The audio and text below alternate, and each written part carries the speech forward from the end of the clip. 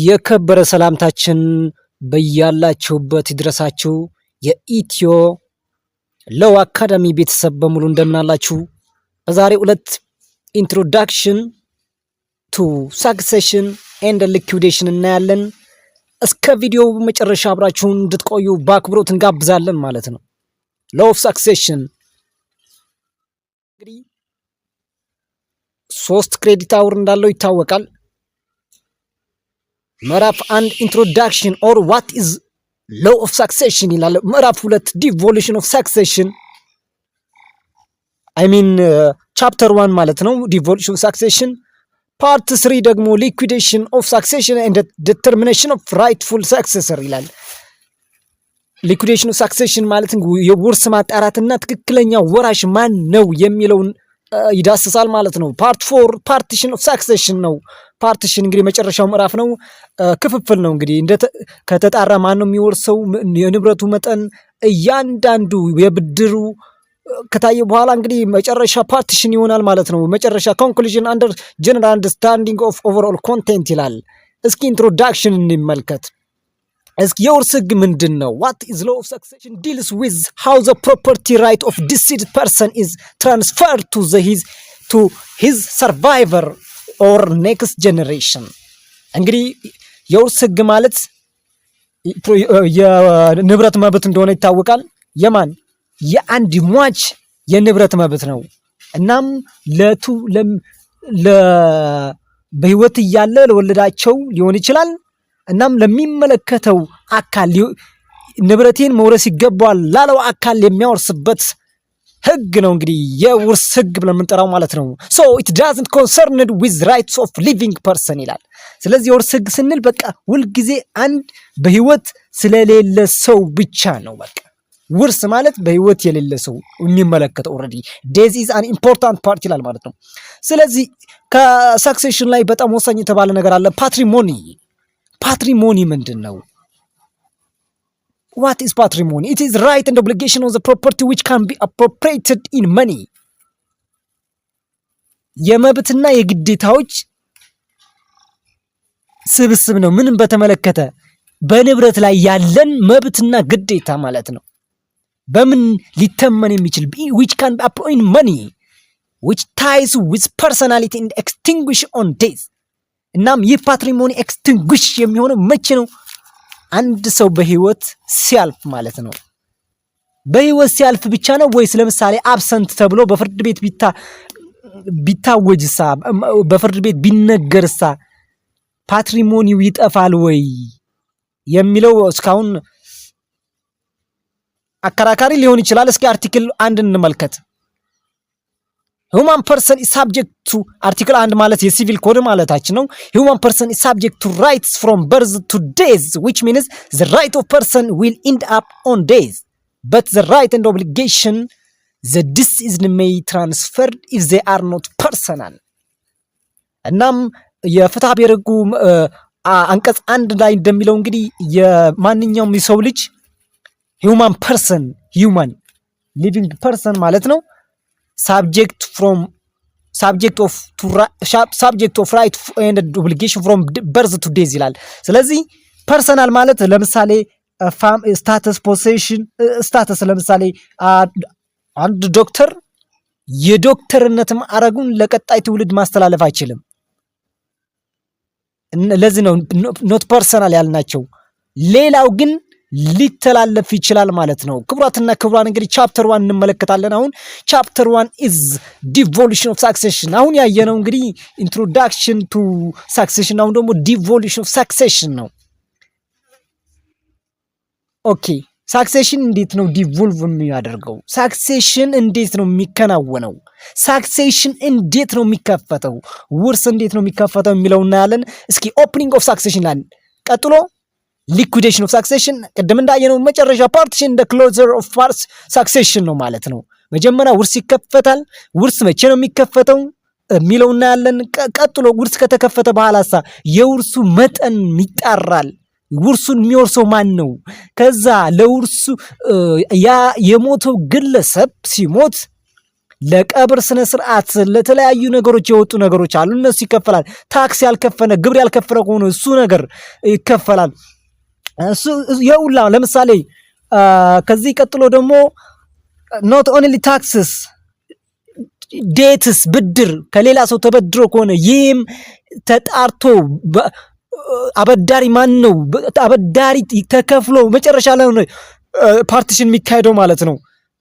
እና ከዛ በፊት ደግሞ ፓርቲሽን ከመካሄዱ በፊት ማይኖርን በተመለከተ ያለው በዊሉ ላይ ያለው ነገር ይጣራል ማለት መጨረሻ ነው እንግዲህ ፓርቲሽን the closure of succession ያለው ማለት ነው።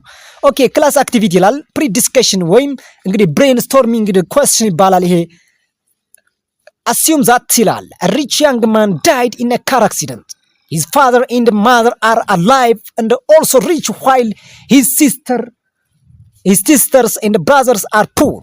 Who do you think may inherit property of the deceased ይላል። and after ሰውዬ ነበረ young rich man ይላል በጣም ወጣት በመኪና አደጋ ይሞታል። ይህ ወጣት አባት እናቱ በሕይወት አሉ። ነገር ግን ወንድሞቹና እህቶቹ ምንድናቸው? በጣም ደሃ ናቸው። እና በዚህ ላይ ማን ነው የሚወርሰው? የዚህ ወጣት ማለት ነው። አባት እናቱ ናቸው የሚወርሱት ወይስ እህትና ወንድማሞቹ? የትኞቹ ናቸው የሚወርሱት? ይህ እንግዲህ ለእናንተ ተዋለው። ክቡራትና ክቡራን እንግዲህ በኮሜንት ሴክሽን ላይ የዚህ ጥያቄ መልሱ እንድጽፉልን በአክብሮት እንጠይቃለን ማለት ነው። ብሬን ስቶርሚንግ ይላል እንግዲህ ምን እያለን ልጆችና ወንድሞችና እህቶቹ በጣም ደሃ ናቸው እያለን አባት እናቱ ግን በሕይወትም አሉ በጣም ሀብታምም ናቸው። ስለዚህ መውረስ ይገባቸዋል ወይ የሚለውን ጥያቄ እንድትመልሱ በአክብሮት እንጠይቃለን ማለት። ኦኬ ዲቮሉሽን ኦፍ ሳክሴሽን አሁን እንቀጥል።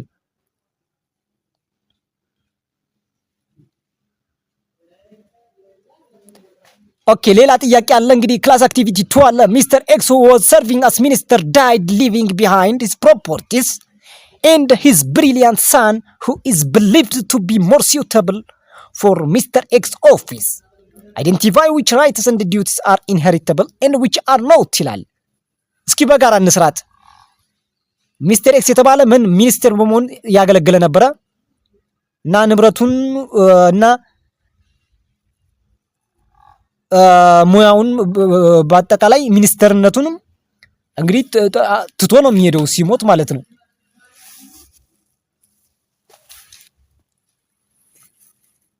ስለዚህ የትኛው ነው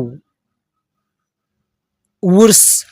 which identify which right and duties are inheritable and which are not ይላል። ለምሳሌ ቅድም ምን ብለናል? ፓትሪሞኒ አንድ ሰው ሲሞት ወደ ቀጣይ ትውልድ የሚተላለፍ ነው ብለናል። ፐርሰናል ካልሆነ አይደለም። ኖ አርቲክል አንድን ስንመለከት ማለት ነው። አርቲክል አንድን ስንመለከት ምን ብለናል? human person is subject of right from birth to death ብለናል። except what? ለምሳሌ ፐርሰናል ራይት ካልሆነ ፐርሰናል ራይት ለምሳሌ ቅድም ያየነው ሙያ ነክ ነገር ስታተስ አይተላለፍም ብለናል። ስለዚህ ሚኒስተርነቱ ምንድነው? አይተላለፍም ማለት ለዛ ብሪሊያንት ቢሆን ልጁ whose son is brilliant son who is believed to be more suitable for Mr. X office 10 ብሪሊያንት ቢሆን የሚስተር ኤክስ ኦፊስን ምን ሆልድ ማድረግ አይችልም ማለት ነው። ስለዚህ የሚተላለፈው ምን ብቻ ነው? his property only. So his office, his status cannot be transferred to his son. This is the answer. Okay, እንቀጥል። ክላስ አክቲቪቲ 3 ማለት አሁን Mr. Y orally declared that his wife should be take all of his private property in case he died in upcoming surgery on his brain. እና የጭንቅላት ሰርጀሪ ወይም ቀዶ ጥገና ስላለበት ይህ ሞት ይችላል ብሎ ስለሰጋ ሚስቱ እንድትወርሰው በኦራል ይናገራል ማለት ነው። በቃል ሚስት ትወርሰው ብሎ ይናገራል። Fortunately እንደጋጣሚ ሆኖ he survived and lived 3 happy years with his wife and children until he totally disappeared. እንደጋጣሚ ሆኖ ግን ይተርፍና ለ3 አመታት ከሚስቱ ከልጆቹ በጋራ ይኖራል ማለት ነው። What do you think of the validity of the will and the type of succession to be made ይላል።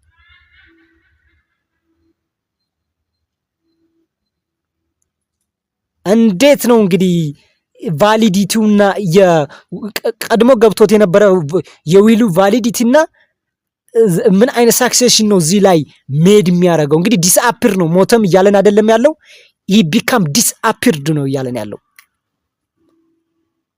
እንግዲህ ይሄን ጥያቄ ለመመለስ እንግዲህ ክቡራትና ክቡራን ሂንት እንሰጣችኋለን። ሎ ኦፍ ፐርሰን ዲስአፒራንስን በተመለከተ እንድታዩ ሂንት እንሰጣችኋለን ማለት ነው። አብሰንስን በተመለከተ ማለት ነው። ቴንክ ዩ። አሁን ደግሞ ፓትሪሞኒ እናያለን። ቅድም አይተናል። ፓትሪሞኒ ኢዝ ፐርሰንስ ራይት ኤንድ ኦብሊጌሽን አፕሪሺየብል ኦር apprehensible in money ብለናል። it also the inherent capacity of person to own or possess and use properties. inherent capacity እናም በቃ ማንም ሊግሰን የማይችል ካፓሲቲ ሰው መሆናችን ብቻ። ታስታውሱ እንደሆነ ፓትሪሞኒ ኢዝ always linked with personality። ስለዚህ ሰው በመሆናችን ብቻ inherently የሆነ ነገር ፕሮሰስ እና ዩዝ የማድረግ ንብረትን የመጠቀምና የመያዝ መብት ማለት ዘ ፊቸር። እስኪ እንመልከታቸው ፊቸርስ ኦፍ ፓትሪሞኒ የምንላቸው። ለምሳሌ ፊቸርስ ኦፍ ፓትሪሞኒ the first one is only person have patrimony with the exclusion of other beings ይላል። only human beings ስለዚህ አርቲፊሻል human person divided into two ብለናል። artificial person and the natural person are persons just like us, those who have organic body. Person are beings that capable of having right and or owing obligations. Second one, every person necessarily has patrimony irrespective of the fact that the person has no property at all ይላል። ምንም እንኳን ንብረት ባይኖረው እያንዳንዱ ሰው ምን አለው? ፓትሪሞኒ አለው። ቅድም ብለናል። በቃ ፓትሪሞኒ ማለት ፐርሰናሊቲ ጋር የተያያዘ ነው። በቃ ሰው ከሆንክ በቃ ፓትሪሞኒ አለ። ንብረት ይኑር አይኑር ፓትሪሞኒ the third one, patrimony is unit ይላል። all the property in the whole charge of person form a single mass ይላል። ስለዚህ ፓትሪሞኒ ሁለት ሊሆን አይችልም። ፓትሪሞኒ አንድ ነው። ያለን ብድር ሊሆን ይችላል፣ ያለን ንብረት ሊሆን ይችላል። እያንዳንዱ በአንድ ማስ በአንድ ይዘት ነው የሚጠቃለለው። ስለዚህ አንድ ዩኒት ነው። ሶ አራተኛው እና መጨረሻው ፓትሪሞኒ is inseparable from the person until the death of person ይላል። ፓትሪሞኒ ከሰውየው አይለይም እስከሚሞት። ቅድም ምን ብለናል? human person is subject from birth to death ይለናል። death አፈር ሲቀምስ ግን የዛኔ ምን ይላል? ትራንስፈር ያደርጋል። ይህ ነው እንግዲህ ፓትሪሞኒ እንግዲህ ከሳክሴሽን ጋር ያለው ከውርስ ጋር ያለው ቁርኝነት እንግዲህ በጣም በጣም በጣም የተጣበቀ ነው። ለዛ ነው አንቲል ዴዝ ያልነው። ዴዝ ሲያጋጥም እንግዲህ ፕሮፐርቲ ራይትስ እስከሆነ ድረስ ምን ያደርጋል? ለቀጣይ ትውልድ ለቀጣይ ጄኔሬሽን ያ ሟቹ ያ ዲስኢዝድ ያደረገው ሰውዬ መለከቷል ላለው ሰው ንብረቱን ሲያስተላልፍ ነው ማለት ነው። ሶ at the death of the deceased at the death of the deceased the patrimony is attributed to his successor ይላል። ኦኬ እንዴት ነው ሳክሴሽን ውርስ እንዴት ነው የሚከፈተው? እንደምናውቀው ክቡራትና ክቡራን እንግዲህ መጀመሪያ በህይወት ተሰናብቷል ይህ አውራሹ። እንግዲህ opening succession is all about identify who are the heirs and the existing property which is available for the matter of succession. ለውርሱ የሚሆነው ንብረት ምን እንዴት ነው? የት ነው ያለው? መጀመሪያ ውርሱ የት ነው? ኑዛዜ ነው የሚፈለገው። ቀጥታ ኑዛዜው ላይ የተጻፈው ምንድነው? ለምሳሌ ሆሎግራፊ ፓብሊክ ዊል የሚባል አለ። ኦር ቅድም አክቲቪቲ ላይ እንዳየነው ደግሞ ኦራል የሚነገር ዊል አለና ዊሉ ይፈለጋል። ከዛ በዊል ላይ የተጻፈው ንብረቱ ምንድነው? ማናቸው ወራሾቹ? ብድር አለው ወይ? እያንዳንዱ ነገር ቅድም የጠቀስናቸው ማለት is early stage in succession. ኦፕኒንግ እንግዲህ የመጀመሪያው ነው። እንግዲህ place of opening succession የት ነው ውርስ የሚጀምረው? ውርስ የሚከፈተው የት ነው? ክቡራትና ክቡራት እንግዲህ ውርስ የሚከፈተው አዘ ፕሪንሲፓል ሬዚደንስ ነው። ፕሪንሲፓል ሬዚደንስ ምንድን ነው የሚለው እንግዲህ ሎ ኦፍ ፐርሰን ላይ በደንብ እንደተማራችሁ ተስፋ እናደርጋለን ማለት ነው። እናም እያንዳንዱ ንብረቱ ሪዛይድ የሚያደርገበት ለብዙ ዓመታት የኖረበት ቤቱ ክፉና ደጉን ያየበት ቤቱ እያንዳንዱ በቃ ዶሚሳይል ማለት ነው። ዘ ሜይን ሬዚደንስ ኦፍ ዋት ዘ ዲስኢዝድ ማለት ነው። ዘ ታይም ኢዝ አት ዘ ሞመንት ኦፍ ዴዝ ኦፍ ዘ ዲስኢዝድ። ክቡራትና ክቡራት እንግዲህ ቮሊዩም 7 ፋይል ነምበር 34076 ላይ ሂዳችሁ ማየት ትችላላችሁ። ውርስ የት ነው የሚከፈተው የሚለውን ማለት ነው። ፌዴራል ሱፕሪም ካሴሽን ዴሲሽን እዛ ማየት ትችላላችሁ። ታይም አት ዘ ሞመንት ኦፍ ዘ ዴዝ ኦፍ ዘ ዲሲዝ የሚከፈተው ወዲያውኑ እንደሞተ ማለት ነው ያ አውራሹ። ኖት ኦንሊ ራይትስ ኦብሊጌሽን ሜይ ኦልሶ ቢ ኢንሄሪትድ ብለናል። ኦብሊጌሽን ግን ኢንሄሪት ስንል ክቡራትና ክቡራን እንዴት ነው ግዴታ ኢንሄሪት የሚደረገው? ለምሳሌ ሚስተር ኤክስ የተባለ ሚስተር ዋይ አይደለም ያ ሚስተር ዋይ የተባለ ልጁን ሲያወርሰው ሚስተር ኤክስ የነበረው ዕዳ ሚስተር ዋይ ከተቀበለው ውርስ እንዳም ምን ማድረግ ይችላል ማለት ነው? ለክሬዲተሩ ለዛ ላበዳሪው አባቱን ላበደረው ሰው መክፈል ይኖርበታል። ግን ከዛ በላይ መጠኑ ከዛ በላይ መሆን የለበትም ነው። ከወረሰው ውርስ ነው ብድሩን የሚከፍለው ማለት ነው። ክቡራትና ክቡራን አያችሁት? ኦብሊጌሽን ላይክ ፔይመንት ኦፍ ዴት አር ሜድ ኦንሊ ፍሮም ዘ ፕሮፐርቲ ኦፍ ኢንሄሪታንስ ኤንድ ካን ኖት ቢ ዲማንድድ ፍሮም ዋት ፐርሰናል ፕሮፐርቲ ኦፍ ዘ ኤር ማለት ነው። ስለዚህ ሚስተር ዋይ ከአባቱ ከወረሰው ነው እንጂ ከራሱ ንብረት ምን ማድረግ አይችልም ማለት ነው። እዳውን መክፈል አይገደድም። ሜኪንግ አፕ ሳክሴሽን ኦኬ። ምን ነው የምንወርሰው? ለምሳሌ አርቲክል 827 ላይ ኦል ፕሮፐርቲ ኦፍ ዲሲዝድ ፐርሰን ኢዝ ኢንሄሪተብል አስ አ ፕሪንሲፕል፣ እንደ መርህ ሁሉም የሟች ንብረት ምን ይወረሳል እና ምን እየተባለ ጠራል? ሄሬዲተሪ ስቴት ይባላል። ሄሬዲተሪ ስቴት እንግዲህ አሴት እንድ ላያብሊቲ ይለዋል። ኤክሰፕሽን ግን አለ። ለምሳሌ ላይፍ ኢንሹራንስ የህይወት ዋስትና ማለት ነው። የህይወት ዋስትና ላይ ክቡራትና ክቡራን ለምሳሌ የኢትዮጵያ ዋስትና መድህን ድርጅት ላይ ሚስተር አለሙ የተባለ ግለሰብ ምንድን ነው ወይም ሳብስክራይበር ነው እንበል። ሚስተር አለሙ በመኪና አደጋ ወይም በሆነ ነገር ህይወቱ ያልፋል። ህይወቱ ከማለፉ በፊት ዋስትና ሲገባ ልጆቼ በረከትና ጸዳል ሊወርሱት ይገባል ብሎ ቀድሞ ቤኔፊሻሪ ካስቀመጠ፣ ሚስቴ ልጆቼ በረከትና ጸዳል ሊወርሱት ይገባል ብሎ ካስቀመጠ ምን አይሆንም? ፓርት ኦፍ ሳክሴሽን አይሆንም ማለት ነው። ውርስ ሊሆን አይችልም። ምክንያቱም ቤኔፊሻሪ ተቀምጧል። ቀጥታ ያ የኢትዮጵያ መድህን ድርጅት ምን ማድረግ ነው? ለቤኔፊሻሪዎቹም ምን ማለት ነው? ንብረቱን ቀጥታ ማከፋፈል ነው። ነገር ግን ቤኔፊሻሪ ካለየ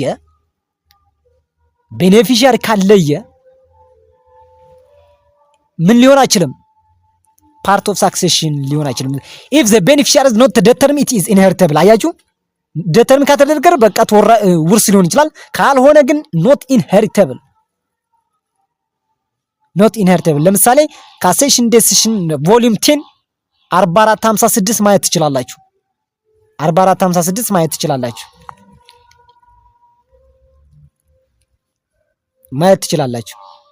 ቀጥሎ ፔንሲዮን ኤንድ ኢንዴሚኒቲ ካሳና ምንድነው?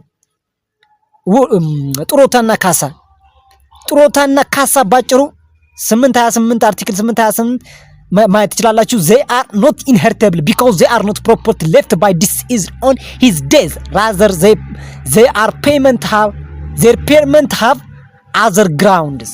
እንግዲህ ጥሮታ እንደምታውቁት አንድ ለብዙ ዓመታት ያገለገለን ግለሰብ መንግስት ከስራ ገበታ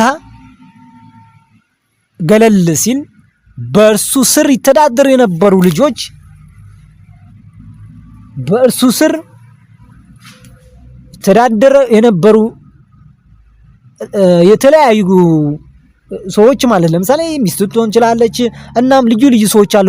እነሱን ለማገዝ ለራሱ እና ለተለያየ ምክንያት ተደርጎ የሚሰጥ ነው ጡረታ ማለት። ኢንዴሚኒቲም እንደምናውቀው ካሳ።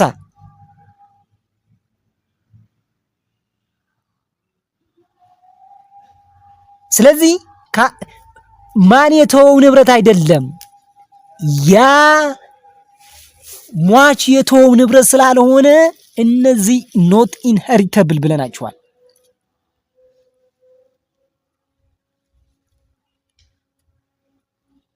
በኢትዮጵያ የውርስ ሕግ እንግዲህ they are outside of hereditary state ብላችኋል። other laws provide pension may be paid to widow እና ባሏ ለሞተባት ወይም ለሞተ ሚስቱ ለሞተችበት ሊሆን ይችላል። በሌላ ሕግ ላይ ምንድነው ሊሰጥ ይችላል ይላል ካሳ ለችልድረን እና እንደ other very close family ይላል። አርቲክል ለምሳሌ አርቲክል 39 ኦፍ ፕሮክላሜሽን ነምበር 1268 2022 ማለት ነው። ኦኬ ኢንዴሚኒቲ እንደ ኦር ኮምፐንሴሽን ፋታል አክሲደንት ኢዝ ኖት ፎርም ኢንሄሪተብል ፕሮፐርቲ ይላል። በቃ ቀደም ካሳ ብለናል። አንድ መኪና የገጨ ሰው ለዛ ለተገጨ ግለሰብ ተገጭቶም ህይወቱ ላለፈ ለዛ ለልጆቹ ሊሆን ይችላል ለቤተሰቦች የሚከፍለው ካሳ ይሄ if the money was already paid in the person who received the money dies the money can be inherited። ግን እዚህ ላይ መሸወድ የሌለብን ነገር ኢንዴሚኒቲ ወይም ኮምፔንሴሽን አይወረስም እያልን ነው። ነገር ግን ለምሳሌ ሽባባው የተባለች አይሚን የተባለ ግለሰብ በመኪና ይሞታል። በመኪና አደጋ ይሞታል። ሲሞት ውርስ 500 ሺህ ካሳ 500 ሺህ ብር ተቀብሏል በገጨው ሰው ማለት ነው። እናም ያ 500 ሺህ ብር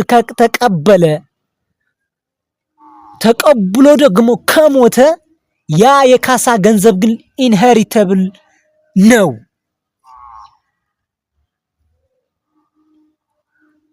ተቀብሎ ከሞተ ነው እንግዲህ ኢንሄሪተብል አይደለም የምንለው ተቀብሎ ካልሞተ ነው። ኦኬ ሳክሴሽን እስኪ ወደ ዋናው ነገር እየገባን ነው። እንግዲህ ቁንጮ ማለት ሳክሴሽን እንግዲህ ቴስቴት ኢንተስቴት እንደ ሚክስድ ሳክሴሽን እየተባለ ይታወቃል። እንግዲህ ክቡራትና ክቡራን እንግዲህ ኢትዮጵያ አብዛኛው የምትከተለው ሚክስድ ነው ተብሎ ይታሰባል። እንግዲህ ቴስቴት ምንድነው? ቴስቴት ሚክስድ ቴስቴት ማለት ባጭሩ ኑዛዜ አንድ ሟች ኑዛዜ ትቶ ሲያልፍ ማለት ነው። ሁለተኛ ኑዛዜ የሌለው ምንድነው? የውርስ ሂደት ማለት ነው። እንግዲህ የሶስተኛው ደግሞ ሚክስድ ነው። there are two requirements to succeed the deceased አንድን ሟች ለመውረስ እንግዲህ ሁለት ሪኳየርመንት ያስፈልገናል። አርቲክል 830 እስከ 41 ማየት ይቻላል። የመጀመሪያው survival of heir to the deceased ማለት ነው።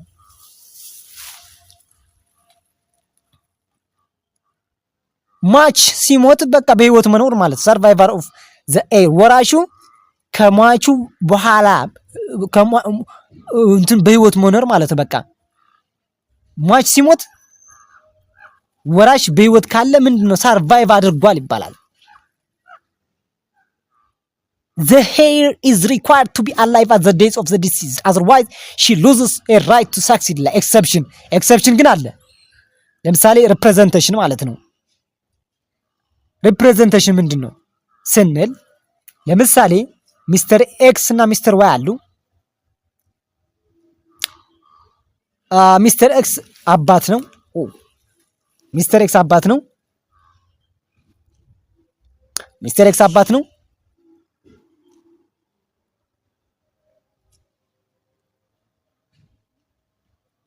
እናም በሆነ አደጋ ህይወቱ ያልፋል። በሆነ አደጋ ህይወቱ ሲያልፍ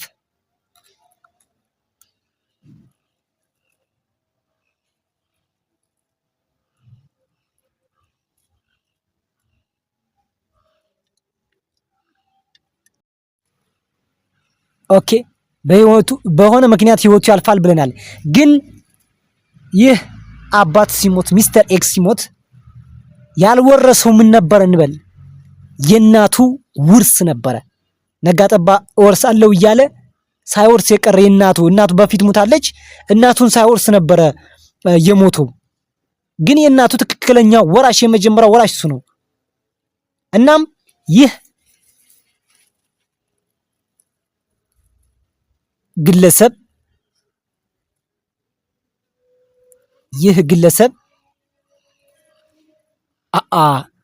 ይቅርታ ክቡራትና ክቡራን ከአርቲክል 833 ጋር የተጋጨ ምሳሌ ሰጥቻችኋለሁና ይቅርታ። እዚህ ላይ ማለት ነው አንድ እናት አለች። ያሁኑ ምሳሌ እንውሰድ። አንድ እናት አለች። አለሙ የተባለ ልጅ አላት። አለሙ ልጆች አሉት። 3 ልጆች አሉ እንበል። 3 ልጆች አሉት። እሷ የሞተችው 2010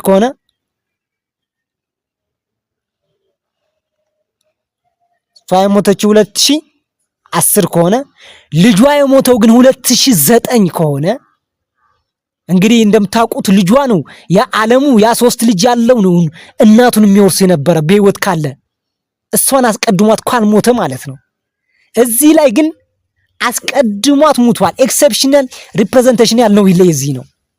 እናም እንዴት ነው ሊወርስ ይችላል ወይ? ይህ ሰው ባለ 3 ልጆች አባት እናቱን እንዴት ነው የሚወርሰው? ለዚህ ነው ሪፕሬዘንቴሽን ያልነው። ይሄ ነው ኤክሰፕሽን። እንግዲህ ሰርቫይቨር ኦፍ ዘ ኤር ቱ ዲስኢዝድ ብለናል። ኤክሰፕሽን ግን ይህ ሰው ሊወርስ ይችላል ነው። እንዴት? በማን አማካኝነት? ባይ ሪፕሬዘንቴሽን። ማናቸው? ልጆቹን ይወርሳሉ ማለት ነው። አባታቸውን በመተካት ማለት ነው። ይህ ነው ሪፕሬዘንቴሽን ማለት። ኮሞሪየንትስ ምን ማለት ነው? ኮሞሪየንትስ ፐርሰንስ ዳይንግ ሲሙልታኒስሊ ማለት ነው። ለምሳሌ ባለፈው ቦይንግ ሲከሰከስ 2 እናትና ልጅ እንግዲህ ሊከሰከሱ ይችላሉ። በህይወታቸው የትኛው ቀድሞ እንደሞተ የትኛው ነው በኋላ የሞተው ለማለት በጣም ያዳግታል። እና ፖስት ሞርቴም የተባለ ምርምር ተደርጎ ማለት በጣም ሳይንሳዊ በሆነ መልኩ ምርምር ተደርጎ ካልሆነ ዲኤንኤያቸው ካልተለየ በስተቀር ማን እንደሞተ ቶሎ የትኛው ቀደመ የትኛው እንትን አለ ይከብዳል። በዚህ ሰዓት ሁለቱም አይወራረሱም ተብሎ ይታሰባል። እንግዲህ ፐርሰን ዳይንግ ሳይመልታኒየስሊ ተብሎ ይታወቃል ማለት ነው። አይወራረሱም ሁለቱም። ነገር ግን ባይ ፖስት ሞርቴም ኤግዛሚኔሽን ተረጋግጦ አንዱ ከአንዱ በፊት መሞት ከታወቀ ግን ሊወራረሱ ይችላሉ ማለት ነው። ግን አይወራረሱ ተብሎ ይታሰባል ኢን ፕሪንሲፕል። ኦኬ፣ ሁለተኛው መስፈርት እንግዲህ ወርዚነስ ኦፍ ዘ ኤር ማለት ነው። ወርዚነስ ኦፍ ዋት? ዘ ኤር። ወርዚነስ ምንድን ነው? ወንጀል አለመስራት ማለት ነው። ለምሳሌ ወራሹ ምን መሆን የለበትም? ያ በህይወት ያለፈውን ግለሰብ አስፈራርቶ ወይም የወንጀል ሙከራ አድርጎለት የግድያ ሙከራ በሐሰት መስክሮ ምናምን እንዲገደል አድርጎት ሊሆን ይችላል። ማንን? በራሱ ላይ በዛ አውራሽ ወይም ዲስኢዝድ ሊሆን ይችላል። በልጆቹ በሚስቱና አሴንዳንት እና ዲሰንዳንት እናያለን። እንግዲህ ወርዚን ኦፍ ዘ ኤር ኦር ቢንግ አንወርዚ ማለት እንግዲህ ቢንግ ፍሪ ፍሮም ክሪሚናል አክቲቪቲ ቱ አቮይድ ፕሮፊቲንግ ፍሮም ክሪሚናል አክቲቪቲ ይላል። እንግዲህ አርቲክል 838 ላይ ለምሳሌ ቢንግ ሴንተንስድ ፎር ኢንቴንሽናል ማርደር ኦፍ ዘ ዲስኢዝድ ሂዝ ስፓውስ አሴንዳንት ኦር ዲሰንዳንት ይላል። ኢንቴንሽናል ማርደር ሆን ተብሎ ታቅዶለት የተደረገ ግድያ ከሆነ ማንን? በዛ አውራሹ ላይ። ሁለተኛ አቴምፕት ቱ ኪል ዘ ፐርሰን በንት ፌለር ቢኮዝ ኦፍ ኤክስተርናል ፋክት ሊገለው ሞክሮ ሰው አትርፎት ሊሆን ይችላል። እንዲህ አይነት ሙከራ ማድርገውለት ከሆነ ሶስተኛ ፎርስ አኪሴሽን እንግዲህ ኦር ፐርጁሪ የምንለው እንግዲህ ዊትነስ ኦን ዘ ፐርሰን ኦፍ ክራይም ዊዝ ካፒታል ፐኒሽመንት ሪጎሪየስ ኢምፕሪዝመንት አባቭ 3 years ይላል እና ከፍተኛ የሆነ እስከ 3 ዓመት ተፈርዶበት ከሆነ ለምሳሌ በምን በሐሰት መስክሮበት ከሆነ መጨረሻ ደግሞ ኢንተርፈረንስ ኦፍ ሄር ዊዝ ዘ ራይት ቱ or with the right or power of state charter in making or modifying or revoking will ይላል። እንግዲህ ኤክሰፕሽን ለምሳሌ ኢንተርፌር አድርጎለት ከሆነ ለምሳሌ ያ ዲስኢዝድ ያደረገ አውራሹ የተወው ፓብሊክ ዊል ሊሆን ይችላል፣ ሆሎግራፊክ ዊል ሊሆን ይችላል፣ የተለያዩ ዊል ሊሆን ይችላል። እና በእነዚህ ያስቀመጠው ዊል ላይ ምን አድርጎ ከሆነ ዊሉን ሰርዞ ደልዞ ለራሱ እንዲጠቅም የሆነ ማጭበርበር ነገር አድርጎ ከሆነ ይሄም ከወንጀል ነፃ አይደለም። አንወርዚ ተብሎ ምን ይደረጋል? ሪጀክት ይደረጋል። ስለዚህ ሁለቱ መስፈርቶች እንግዲህ መያዝ አለብን። ሰርቫይቫል ኦፍ ዘ ዲስኢዝድ እና ሁለቱ አንወርዚ መሆን ይጠበቅበታል ማለት ነው።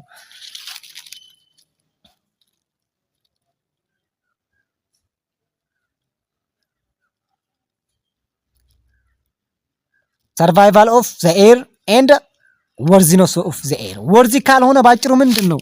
ሰርቫይቭ ማድረግ አይችልም፣ አይሚን መውረስ አይችልም ማለት ነው።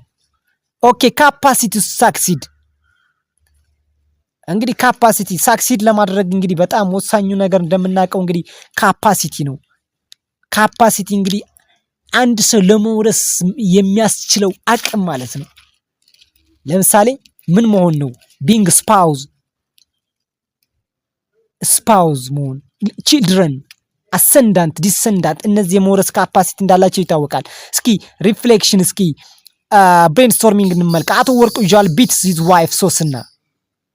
አቶ ወርቁ እንግዲህ ሶስና ሁልጊዜ ይመታታል፣ ሁልጊዜ ይደበድባታል። ወይዘሮ ሶስና ሀዝ ሰፈርደለት ዊዝ ሄር ሃዝባንድ ቢሄቨር።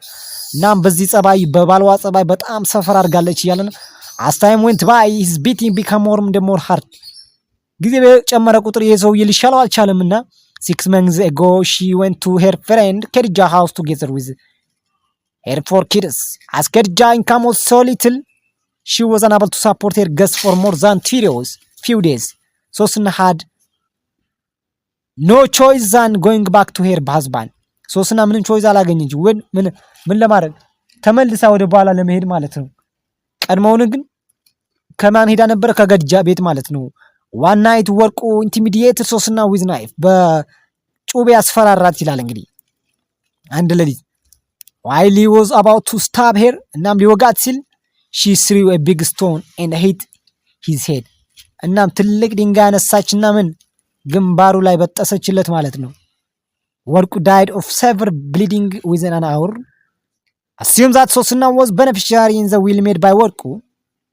Can she succeed or should be declared unworthy ይላል። ሶስና አሁን መውረስ ካፓሲቲ ይኖራታል ወይስ አይኖራትም ነው። እንግዲህ ቅድም ምን ብለናል? የመውረስ ካፓሲቲ ያላቸው ሰዎች መካከል ስፓውዝ ብለናል፣ ሚስት፣ ከዛ ልጆች ብለናል።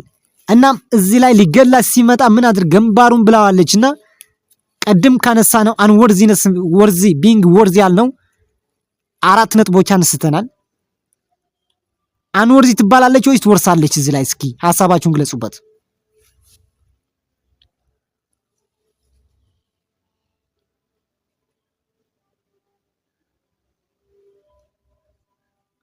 እንግዲህ ቀደም ያልናቸው ነጥቦች እናንሳ። an attempt to kill the person but failure because of external factor ይላል። አንደኛ being sentenced for intentional murder of the deceased ይላል። his her spouse ascendant and descendant intentional ነው ወይ? ሶስናን ባሏ ስትገድለው አስባበት ነው አይደለም? ይሄን ለመመለስ እንግዲህ ይችን ነው ማንሳት ያለብን። እንግዲህ ተመልከቱ፣ መጀመሪያ ከከድጃ ቤት ሄዳለች ጨንቋት፣ ይቺ ሰው ህይወቷን ለማዳን ማለት ነው። ከከድጃ ቤት ደግሞ የሚበላ የሚጠጣ ሲታጣ ተመልሳ አማራጭ አጣችና ተመለሰች። አሁን ይህ ሰውዬ ሊገላት ነው ጩቤ አንስቶ። እናም ህይወቷን ለማዳን ራሷን ዲፈንድ ለማድረግ ድንጋይ አንስታ በጥሳባታለች። ይቺ ሰው ትወርሳለች አትወርስም ነው እንግዲህ። ስለዚህ ፐርሰናሊ እኛ የምንለው ኢንቴንሽናሊ መርደር ስላላደረገችው መውረስ ትችላለች ነው። ኢኳል ራይት ኦፍ ኤርስ የወራሾች እኩል መብት እስኪ እንመልከት። ደግሞ ወራሾች እኩል መብት አላቸው። ከማን? ከአውራሹ እኩል መብት አላቸው ለመውረስ ማለት ነው። ለምሳሌ ሜድሊ ኮንሲቭ ቻይልድ እንግዲህ የተጸነሰ እንግዲህ አርቲክል 1 ላይ እንግዲህ ሁማን ፐርሰን ሳብጀክት ኦፍ ራይት ፍሮም በርዝ ቱ ዴዝ ብለናል። ኤክሰፕቷል ኤክሰፕሽን ደግሞ የእንግዲህ ኮንሲቭድ ቻይልድ ያልነው ማለት ነው። ያ ኮንሲቭድ የተደረገ ቻይልድ ኢፍ ሂዝ ኢንተረስት ሶ ሪኳየር ኤንድ ኢፍ ሂዝ ቦርን አላይቭ ኤንድ ቫያብል እንግዲህ አርቲክል 4 ላይ ተወልዶ ለ24 ሰዓት ምናምን ከቆየና ከዛ በህይወት ካለ መውረስ ይችላል። ኢፍ ሂዝ ኢንተረስት ሶ ሪኳየር ብለናል። እና ሜል ፊሜል የለ፣ ናሽናል ፎሬነር፣ ሌጂቲሜት ኢሌጂቲሜት ቻይልድ የለ፣ አዶፕትድ ቦርን ኦፍ ዘ ዲስኢዝድ ኤክሰፕት ኦፖዚሽን ኦን አዶፕሽን ኦፍ ቻይልድ። ለምሳሌ አርቲክል 182 የተሻሻለ ቤተሰብ ህግ ማየት ትችላላችሁ። ኦኬ ከዛ ደግሞ ቦዲስ ኮርፖሬት ካን ሪሲቭ ሌጋሲ ፕሮቫይድ ዛት ኢዝ ሌጋሊ ኦርጋናይዝድ ኤንድ ኦፕሬትድ ይላል። እናም እነዚህ የመሳሰሉ እኩል የመውረስ መብት አላቸው ማለት ነው። ክቡራትና ክቡራን አሁን ደግሞ ኢንቴስቴት ሳክሴሽን ነው። ክቡራትና ክቡራን እንግዲህ ቀደም ምን አይተናል? ኢንቴስቴት ሳክሴሽን ምንድን ነው ብለናል። ኢንቴስቴት ሳክሴሽን when there is no will at all or it is invalidated, the succession will be done as the presumed will of the deceased, which is assumption of how the deceased would have distributed his property had he made will ማለት ነው። ምን ማለት ፈልጎ ነው? እንግዲህ ቅድም ስናይ የነበረው ኢንቴስቴት በሶስት ይከፈላል ብለናል። ቴስቴት፣ ኢንቴስቴት እና ሳክሴሽን በሶስት ይከፈላል ብለናል። ቴስቴት፣ ኢንቴስቴት እና ሚክስድ። ቴስቴት ማለት በአጭሩ ዊል ትቶ ሲሄድ ማለት ነው። ኑዛዜ ትቶ ሊሆን በኦራል ሊሆን ይችላል፣ በሆሎግራፊክ፣ በፓብሊክ። ፓብሊክ ምንድን ነው? 4 ምስክር ያለበት ማለት ነው። ዊትነስ ያለበት በወረቀት የተጻፈ። ሆሎግራፊክ ደግሞ የተማሩ ሰዎች ሊተሬት የሆኑ ሰዎች በወረቀት ጽፈው በፍርድ ቤት ሲያስገቡ ዊሉ ማለት ነው። ኦራል ደግሞ በአፍ ቅድም ያየነው ምሳሌ ማለት ነው። እናም ብሬን ሳርጀሪ ሊያደርግ ሲሄድ ምን ሊሞት ይችላል ብሎ ሚስቱ እንድትወርስ የተናዘዘው ማለት ያ ነው ኦራል ዊል ማለት። ኦራሊ ሲናገር እነዚህ የመሳሰሉ ምን እንላቸዋለን? ቴስቴት ናቸው። ኢንቴስቴት ግን ምንም አይነት ኑዛዜ ካልተው፣ ለምሳሌ ኑዛዜ ለመቶ ያልተመቸው ኢሊትሬት ሊሆን ይችላል፣ በጣም አደገኛ ሁኔታ ሆኖ ኑዛዜ ላይ ተው ይችላል። እና በዚህ ጊዜ ሟቹ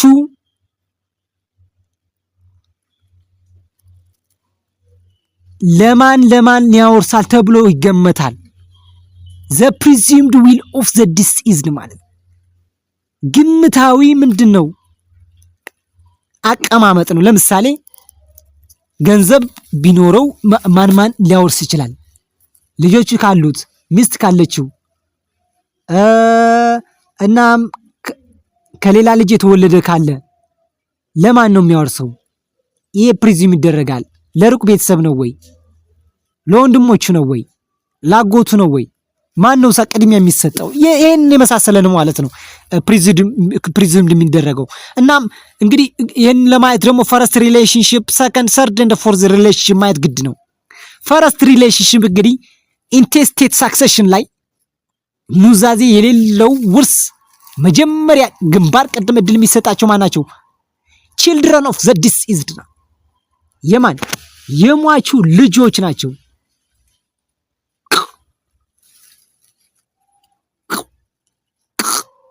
የሟቹ ልጆች ማለት ነው። ለምሳሌ አርቲክል 842 ማየት ይቻላል። 842 ፈርስት ሪሌሽን። ስለዚህ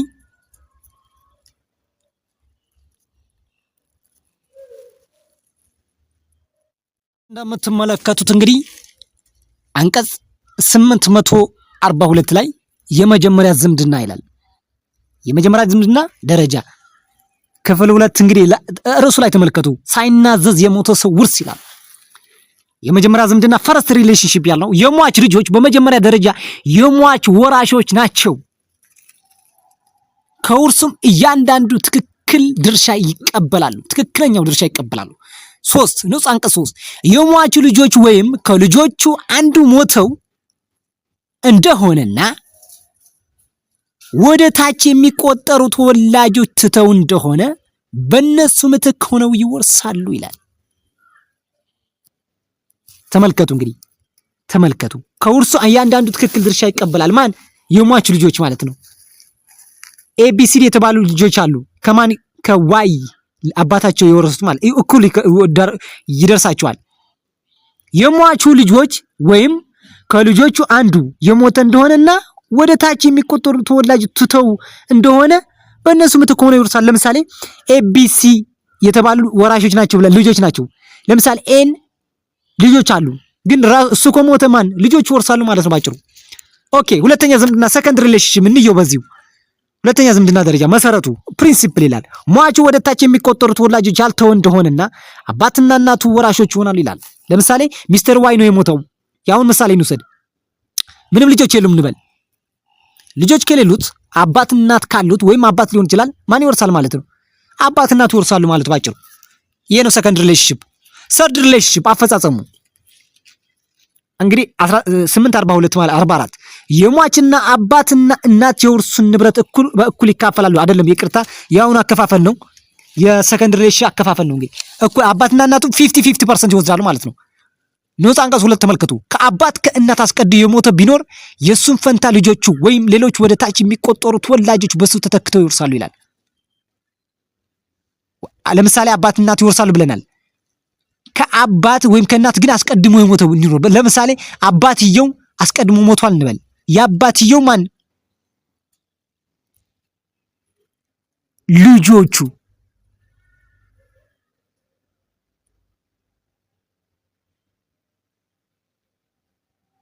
ከአባትና ከእናት አስቀድሞ የሞተ ቢሆን የሱን ፈንታ ልጆቹ ወይም ሌሎች ወደ ታች የሚቆጠሩ ተወላጆች በሱ ተተክተው ይወርሳሉ ይላል። ሶስተኛ ከነዚህ መስመሮች በአንዱ መስመር ያለው ወራሽ ቢታጣ ውርሱ በሙሉ በሌላው መስመር ላለው ወራሽ ይሰጣል። ለምሳሌ ማተርናል ላይን ፓተርናል ላይን ማለት ነው። በፓተርናል ላይን ማንም ወራሽ ከሌለ ቀጥታ ሙሉ ውርሱ ወዴት ይሄዳል? ወደ ማተርናል ላይን ይሄዳል ማለት ነው።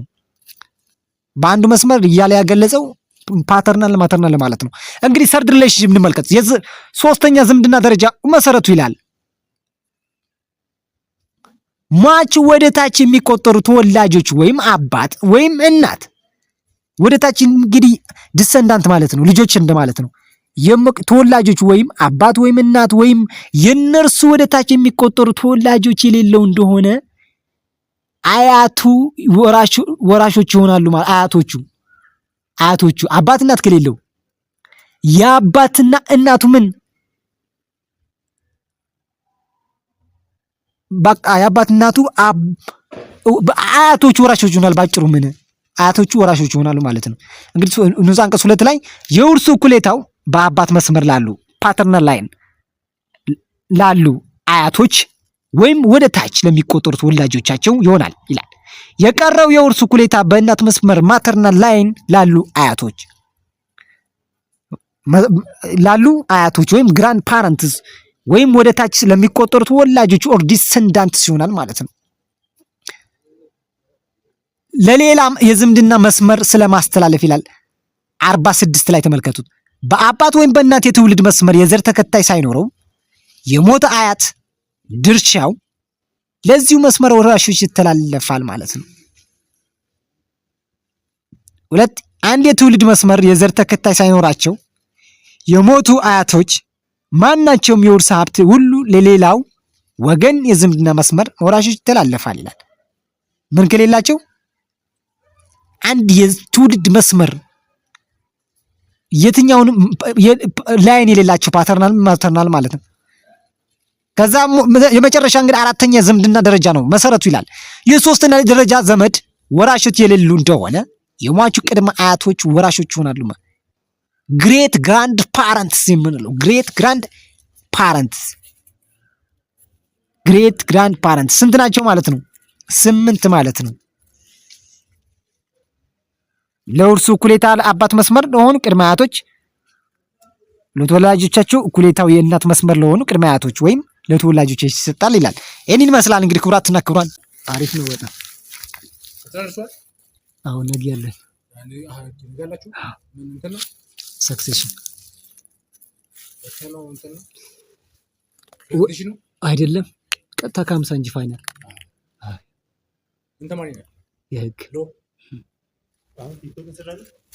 አዎ ዩቲዩብ አለኝና ማለት ያልተማርኩትን ያነበብኩትን በዛው እየገለጽኩኝ በአንድ ድንጋይ ሁለት ወፍ እየመታሁ ነው።